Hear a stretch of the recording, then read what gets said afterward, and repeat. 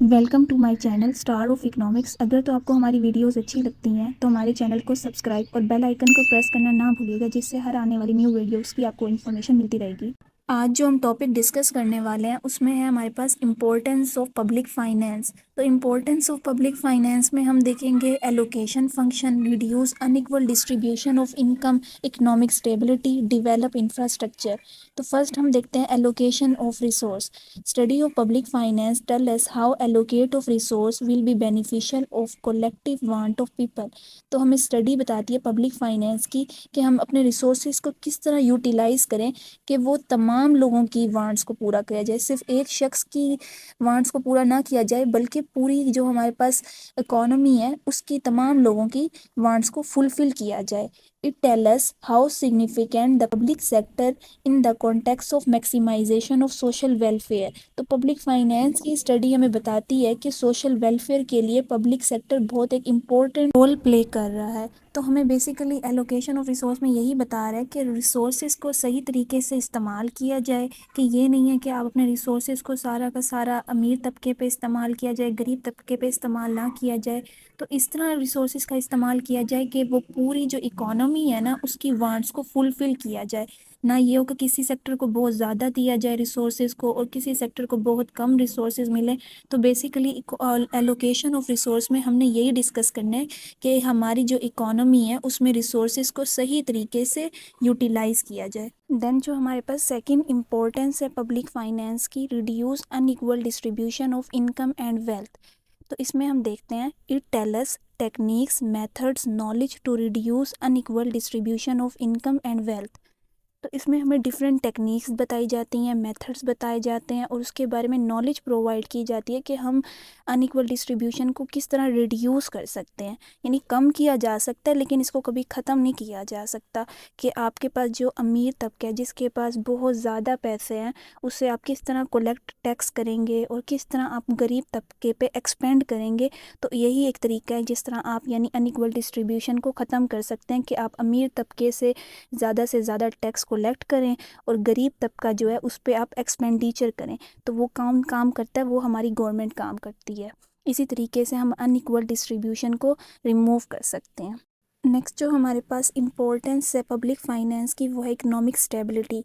Economic stability में हम ये देखते हैं study of public finance offer insight into the principles and policies directly toward the economic stability of economy. इसमें हमने ये देखा कि जो हमारी पब्लिक फाइनेंस है उसके प्रिंसिपल्स और पॉलिसीज़ जो हैं वो हमें इकोनॉमिक स्टेबिलिटी की तरफ डायरेक्टली लेके जाते हैं।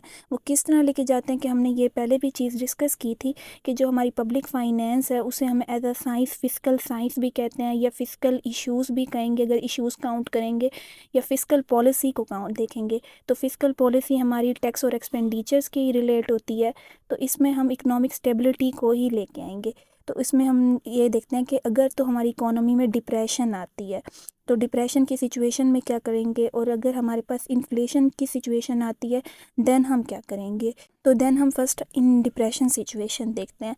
Public expenditure increase so the investment increase, job creation भी हमारे पास इंक्रीज हो जाएगी।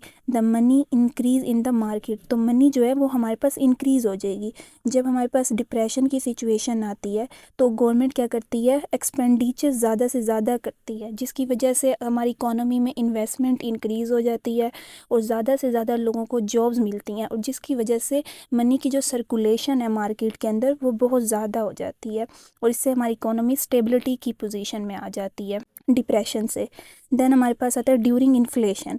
ड्यूरिंग इन्फ्लेशन में गवर्नमेंट क्या करती है, सेल करती है अपने बॉन्ड्स को। तो बॉन्ड्स भी हम पीछे डिस्कस कर चुके हैं कि बॉन्ड एक किस्म का हमारे पास पेपर होता है जिसे गवर्नमेंट इशू करती है आफ्टर मेच्योरिटी ऑफ पीरियड। वो उनसे आवाम से वापस ले लेती है और उस पर एक इंटरेस्ट अमाउंट पे की जाती है आफ्टर मेच्योरिटी ऑफ पीरियड के बाद। And securities, so the government take depth so the excess of liquidity remove in the market. तो इन्फ्लेशन की सिचुएशन में गवर्नमेंट क्या करती है कि जो लोगों के पास बहुत ज़्यादा पैसे आ जाते हैं ना उनसे बॉन्ड उन्हें देती है और सिक्योरिटीज़ अपनी सेल कर देती है, जिससे लोग वो परचेज़ करते हैं और उनके पैसे जो है गवर्नमेंट के पास आ जाते हैं। और गवर्नमेंट एक किस्म का कर्जा ले रही होती है आवाम से, कि जो इकोनॉमी में बहुत ज़्यादा मनी सर्कुलेट कर रही होती है ना, सिर्फ उसको रिमूव करना गवर्नमेंट का मेन मकसद होता है कि इन्फ्लेशन को रिमूव किया जाए, जिससे एक्सेस लिक्विडिटी जो होती है ना मनी की, जो यानी बहुत ज़्यादा मनी हमारी इकोनॉमी में मूव कर रही होती है, वो रिमूव हो जाती है मार्केट के अंदर से। तो इसमें हम यही देखते हैं कि डिप्रेशन और इन्फ्लेशन की सूरत में गवर्नमेंट जो है एक्सपेंडिचर्स और बॉन्ड्स इशू करके इकोनॉमी को स्टेबिलिटी की तरफ मूव करती है। देन हमारे पास 4 पॉइंट आ जाता है डेवलप इंफ्रास्ट्रक्चर। इसमें हम देखते हैं कि public finance help the government for raising efficient fund for promoting various infrastructure facilities in the economy, like road हो गया, रेलवे, हॉस्पिटल्स और एजुकेशन।